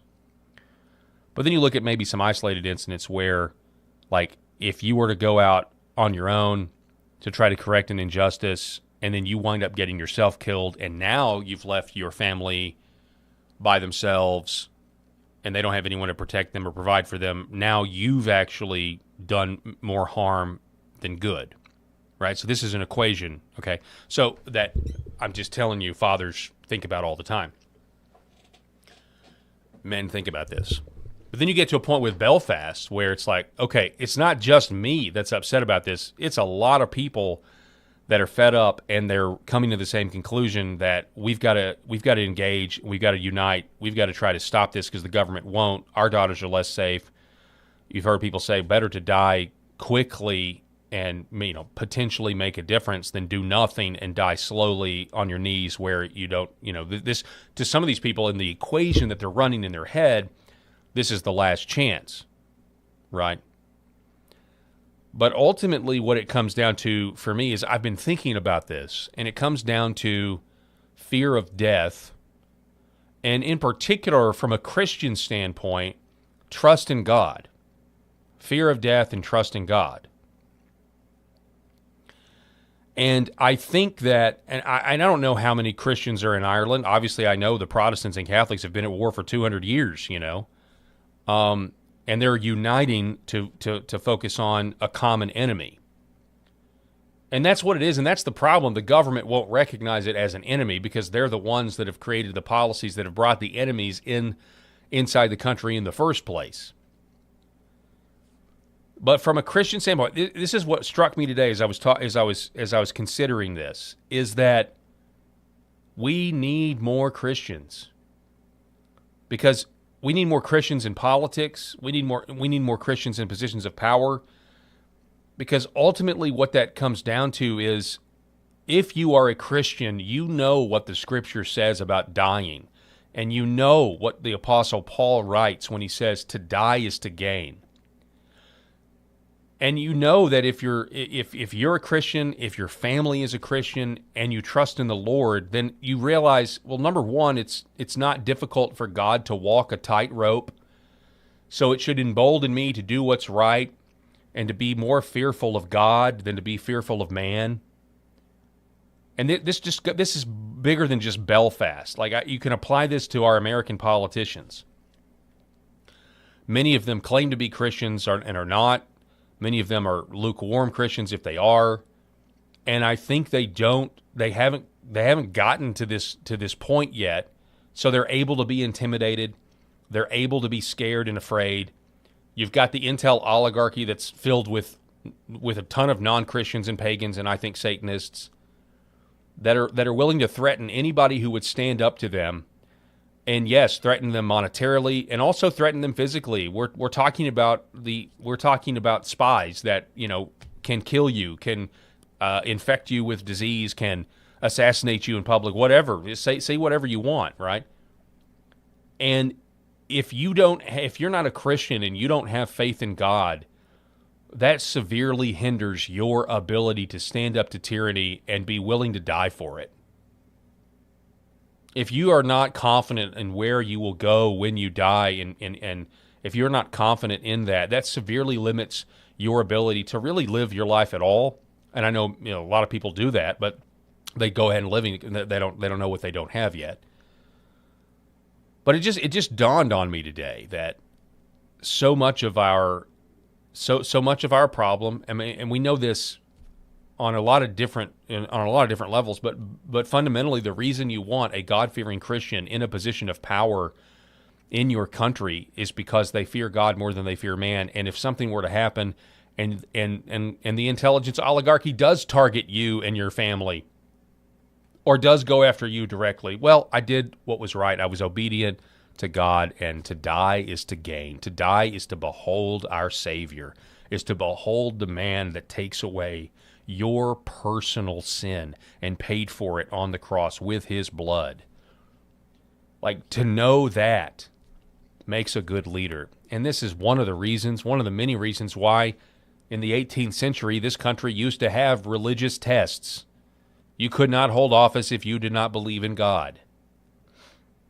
That's why states had state religions. And it's why, going back to what our founders envisioned, if we really did, if we got over the Supreme Court amending the Constitution by judicial fiat, it would very much feel like a complete revolution in this country. And many people, many conservatives, would not be for it. And yet we see the fruits of pagan secularism, which is not secular, it's not neutral, it's pagan. And we see that now.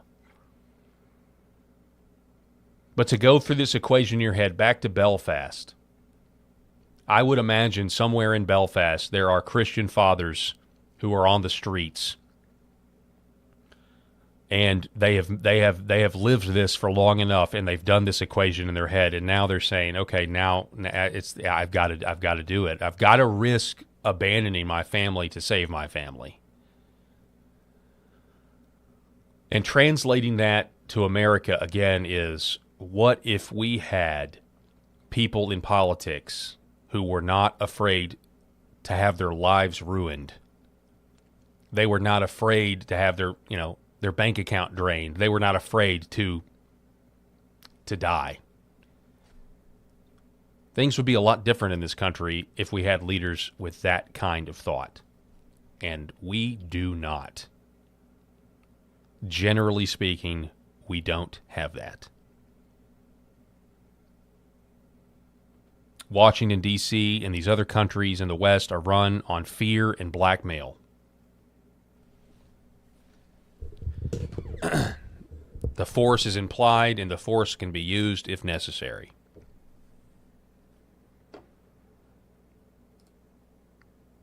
Elon Musk. Okay, more on the Belfast thing. Elon Musk is being blamed for what's going on in Europe. I think we need to recognise that what happened on the streets of Belfast was being orchestrated by the far right, by Elon Musk, by a network of people who actually want this to happen. So it wasn't quite as spontaneous as it looks. So, yes, people are absolutely being urged to get out on those streets.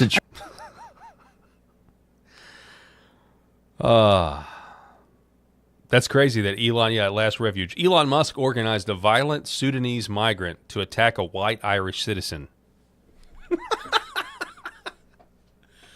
This is one of those things that I'm obviously, I'm aware of false flags. I try to always watch for false flags. Or, if a big event happens that I'm supposed to care about, like the media tells me I'm supposed to care about it, in the back of my mind, I always am like, okay, was this genuine or not? Have you seen this guy's face? Okay. This was a spontaneous event that created a spontaneous reaction.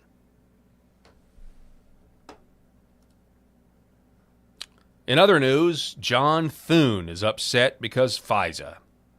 Because Democrats don't like FISA. And this, I think, had to do a little bit with Bill Pulte and the DNI and all this other stuff. But this is what he said. That saves American lives. I have to ask the question, I can't for the life of me figure out why the Democrats continue to support policies that make this country less safe. So now the clock ticking down, FISA facing its... So there was a time when President Trump was against FISA. Now he's for it, even though FISA was used against him. It's very frustrating. But FISA is insane. It's unconstitutional. And it's against the Fourth Amendment. It always has been. We've just tolerated it in the wake of 9/11 and the Patriot Act and all this other nonsense. But it's been abused. We all know it's been abused. The FISA court judges are appointed by John Roberts, the Supreme Court justice. And, these FISA judges, they get, it's like there's kind of a scapegoat. Like, well, the FISA judges were lied to. It's like, okay, yeah, I mean, maybe. Or, yeah, they were, but I feel like all these other judges that we have to deal with are terrible human beings, from what we can tell based on their rulings. So are the FISA judges and all. I mean, so are the FISA judges. Are we supposed to believe that? Well, the FISA court. I mean, yeah, they're morally, they're just right. No, I don't believe that. When we created this whole, FISA surveillance nonsense, when we created this, the ability to spy on United States citizens, if this country doesn't recover, and I don't know, we end up in the dustbin of history at some point, they'll look at that as one of the reasons why. Like that was kind of, they'll look at that as, well, that was the beginning of the end, when the American people are like, yeah, okay, for national security reasons.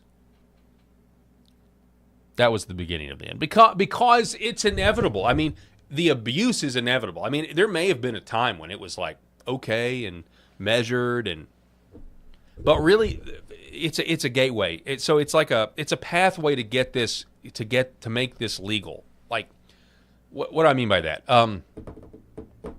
Okay, so if you are a member of the intel oligarchy, and thanks to Edward Snowden, we know, and thanks to Wired magazine back in 2012, writing the article about the Utah data center, thanks to whistleblowers from the NSA like William Binney from back in the day, we know that all digital communication is being recorded. They said it on CNN years and years ago. That old movie with Gene Hackman and Will Smith back in the day, Enemy of the State, right? That they were telling us then in plain sight. They love to do this in movies. All digital communication is recorded. They know everything. They may not be actively listening, but hey, if you do something bad, they can go back and look at everything you've ever done. And that's getting it's gotten even worse since LifeLog, the DARPA initiative LifeLog, was converted into Facebook. Project ended the same day Facebook was founded. So Facebook is a government op. It's a way to to keep tabs on us. A totalitarian's dream. But you need a silo, you need a conduit to get this information into a court to actually convict somebody in public instead of just black bagging them and holding them without trial, which the government can do. So that's the way I see FISA. I see it as an avenue to take information that they can go look at but couldn't convict you on in a court. But when they know what they need, and then they get the FISA warrant, and now all of a sudden they have the avenue, they have the street, the road, the conduit to get it into a criminal court and put you in jail for the rest of your life or make your life a living hell. That's how I see FISA. And feel free to tell me if you disagree, and that's fine. But yeah, FISA should be ended. It should be gone. Privacy is, ideally they shouldn't be recording everything we're doing either, but they are. I don't even know how to stop that. How would you even go about ending because they're going to say, well, all the other countries are doing it. So now you have to have these you have to have these special magistrates that promise to protect us, promise to protect our freedom, but by also knowing everything there is to know about us, but promising to not use it against us unless we become inconvenient. That is not freedom. That is slavery. That is conditional freedom, and it is slavery, and it is FISA. End FISA. How about that? Just end FISA. FISA fallout. Who cares? End it. In other news, this is pretty funny. This is a city council meeting in Hamtramck, Michigan. End Wokeness writes, it's hard to believe this is America. Listen to this 55-second excerpt from a city. I don't even know what it's about. I don't know what they're arguing on, but it looks like you got an Indian, a Muslim. There appears to be a black guy at the end of the table. You'll see But it's an all minority city council, and all I got to say is, can we all just get along? I can do the same thing every council meeting. You can. I can, and I can make the decision. You can do it. Yeah, I'm not. I don't know. No. I don't know. This is the way the fact is. The question here is, who brought this resolution? The original one. Very good. Original Satnam brought it. Satnam brought it. No. Go away. You can back them. Mr. My question is this. The guy is here. He's not outside. No. He is scared. But he comes back. He's speaking right now. I am speaking. Excuse me. I have done enough of your behavior. Your behavior is very bad. Okay, very bad. Because you are very disrespectful man. Speak for 30 No, excuse me, you cannot. Sir, it's not allowed to speak. I'm speaking. It's not allowed anybody in the floor to speak. This is. You are my father to censor like outside business. Are you my parenting? I can. I will not apologize for my tone tonight.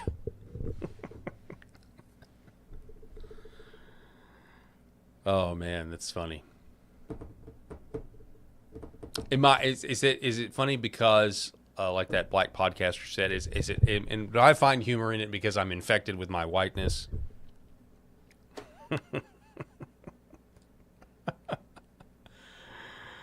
Oh my goodness. All right, let's see. Wiz Jimenez says, Looking Glass, DARPA, Google software that keeps tabs on everyone. Yep. Let's see. JJN says, just collected for ability to scrutinize. That's exactly right. What else do we have? Angry Hot Dog writes, every app on your phones spy on you, your TVs, your banks. Yeah, have you looked into the new Walmart TVs?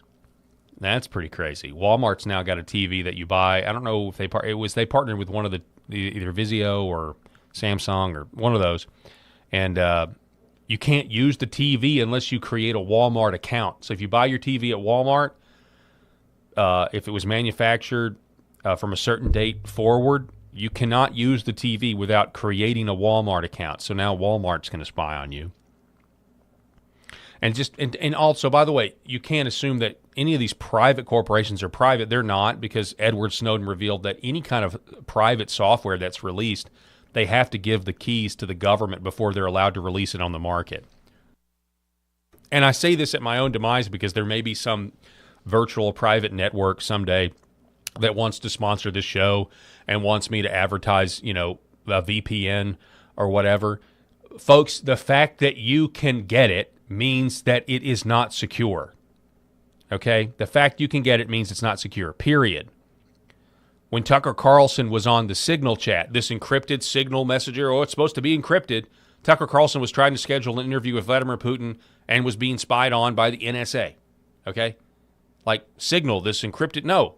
That's all, it's if it's available to you, the federal government, the deep state, the intel oligarchy has access to seeing it. Period.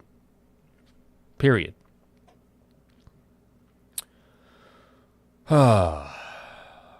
see, what else do we have in this comment section here? We have flock cameras everywhere now here in New York State. Yeah, so that was a big deal here in my home state, here in my home city.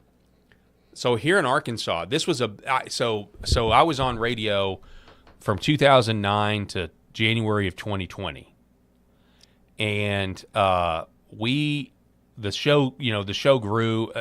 We covered Arkansas politics. I covered Arkansas politics, and I covered local stuff, right? So in my home city, I was noticing, this was back 10 years ago, I was noticing that the stoplights were under construction, right? And in the past, in order to show the stoplight that there was a car there and it needed to go through the cycle to eventually turn green. So you have a red light. So in the olden days, it was pretty cool. Like they just put sensors in the pavement that I believe had some sort of I don't know if they were weight sensors. I think they were more like electromagnetic fields, and so they would know, like, okay, now there's a car here in this field, and it would trigger the stoplight. Well, sometime around 10 years ago, they started putting cameras up. So they abandoned the sensors in the ground and they went towards the cameras, that were on every. And I thought, man, that's odd. So now they're just using motion cameras. I was like, is that transmitting visually to the city? And I talked to the city manager, and the answer was no. The answer was no, it's not transmitting to the city. Now, you can go to the individual box at individual stoplight, and you can plug in and you can see the cameras, but it is now. Okay, so back then, so they put it in, it's not transmitting, now it is transmitting. And my point back in the day, because it was right after Edward Snowden that this was happening, I was saying, but you don't understand. Like, you are wiring our city for the feds to look at every intersection in our city. Why would we want to do that? Because that's exactly right. If it's a camera, they can see it. And so we lost, just like with the AI and the voting machines and all this stuff, we lost our own sovereignty and our own privacy because of a lack of imagination. The government will never do this. Not understanding that technology is going to advance, not understanding the fallenness, depravity of man. It's not a question of why would they, it's why wouldn't they? If they can do it, they'll do it. Because we're human beings and we're capable of incredible amounts of wicked behavior.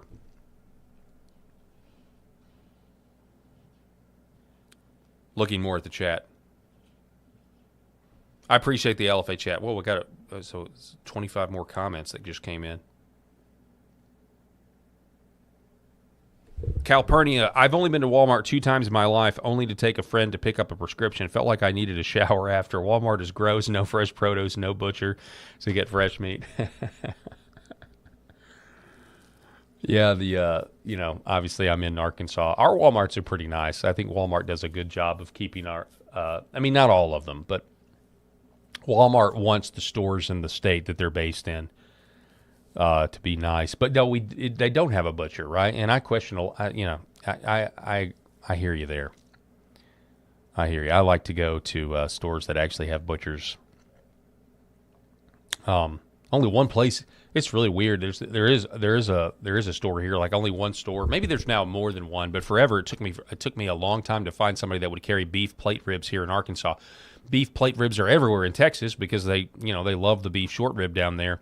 Up here in Arkansas, nobody likes to barbecue beef ribs. So instead they slice them real thin. They'll take a plate rib and they'll slice it real thin, No, come on, you got to give me.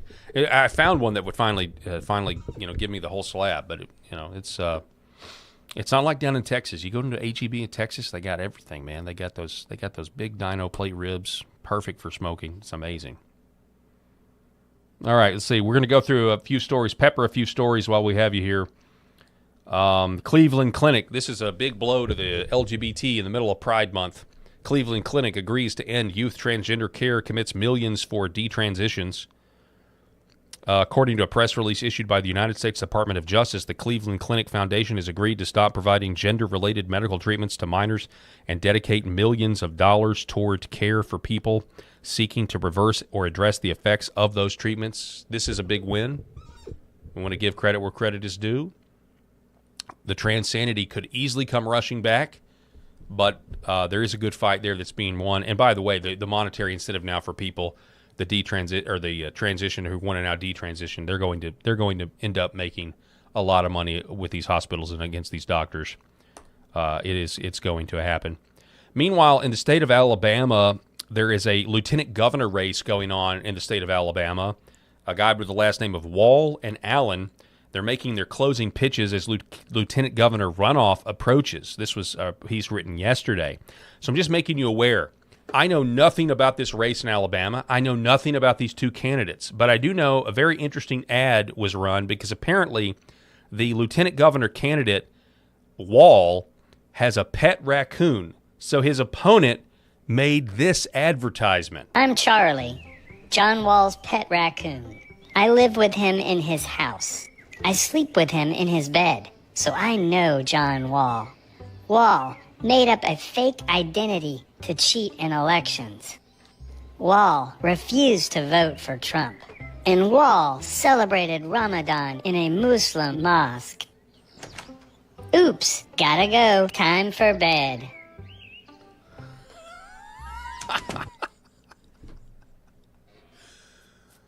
Oh my goodness, what is that? Again, I know nothing about this race, but if I was at Alabama and I saw that ad, I don't think I'm voting for John Wall.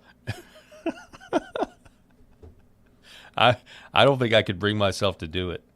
I really don't. Okay, so now kind of winding the show down. Yeah, gotta love the AI, John Yarder. That's exactly right.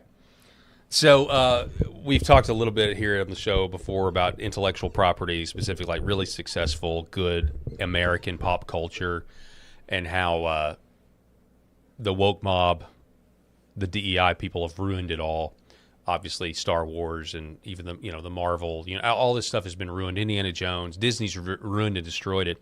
So the Middle Earth Mixer is a great follow on X if you're a Lord of the Rings fan like I am.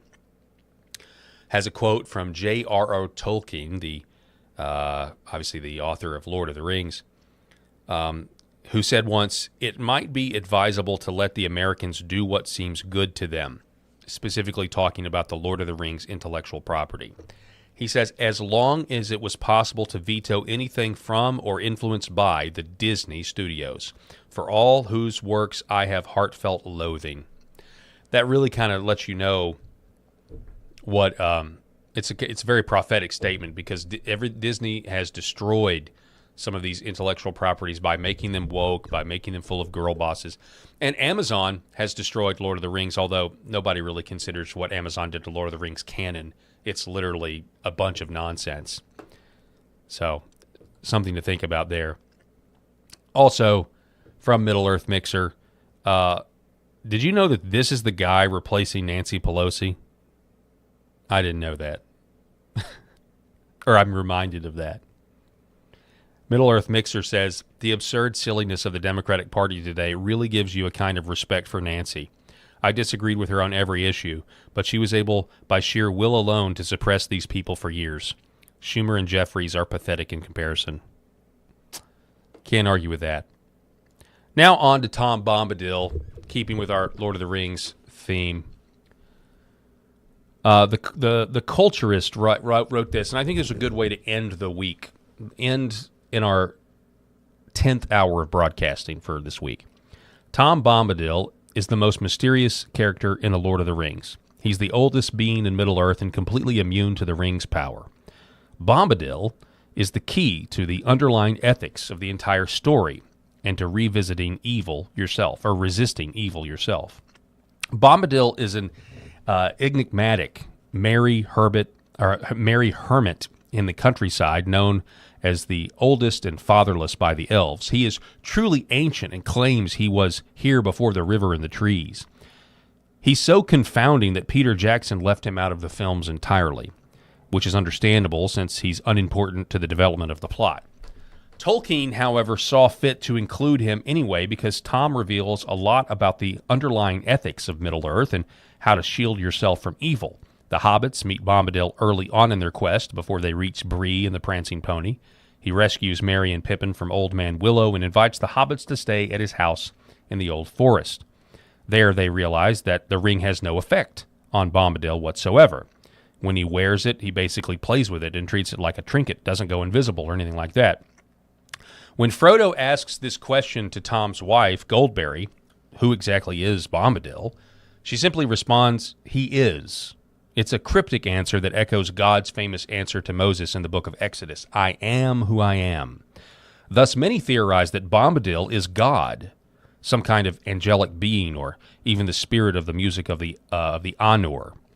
But Tolkien's letters reveal something considerably more interesting about who Bombadil was. In 1954, he wrote, "The story is cast in terms of a good side and a bad side, beauty against ruthless ugliness, tyranny against kingship. But both sides, in some degree, conservative or destructive, want a measure of control. But if you have, as it were, taken a vow of poverty, renounced control, and take your delight in things for themselves without reference to yourself, then the question of the rights and wrongs of power and control might become utterly meaningless to you, and the means of power quite valueless. So Bombadil is a representation of what it means to take pure delight in the world around you, he writes.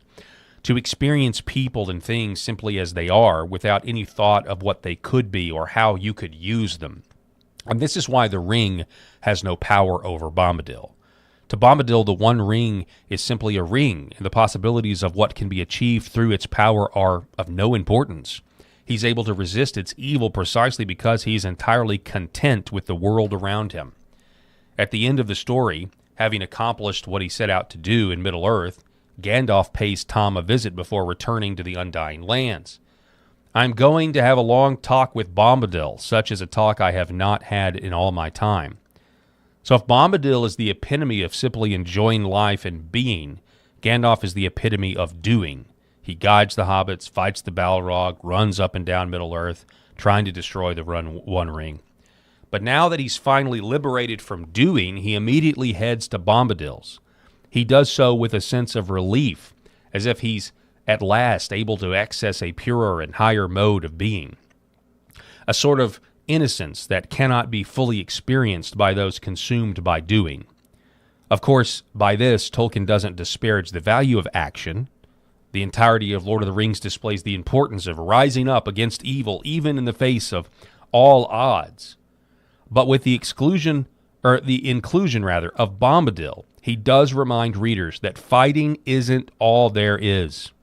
Bombadil reminds us that while it's important to strive and do, it is just as important to occasionally step back and be.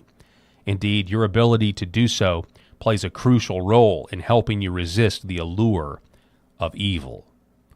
So on that note, it's Friday, and we're approaching Sunday, and the Lord created our calendar, and he specifically created one day out of 7 for rest. So in the 6 days we toil and we labor, but we need to rest on the 7th. And Christians, they rest in Christ all the time, but on the particular day of the Sabbath or Sunday, they gather together and they worship Jesus, who is mighty to save, because it's important. And I would just use this as an encouragement to you, all of you out there. Go to church. Find a church. If you don't go to church, find a church that preaches the death and the burial and the resurrection of Jesus Christ and his mighty ability to save sinners. For those of you who do go to church, I hope you have a great weekend and a blessed Lord's Day and a rested Lord's Day where you will recharge and be willing to take the field of battle one more time, the next time on Monday. God bless everybody out there watching. Thank you, LFA TV, and we'll see you on Monday.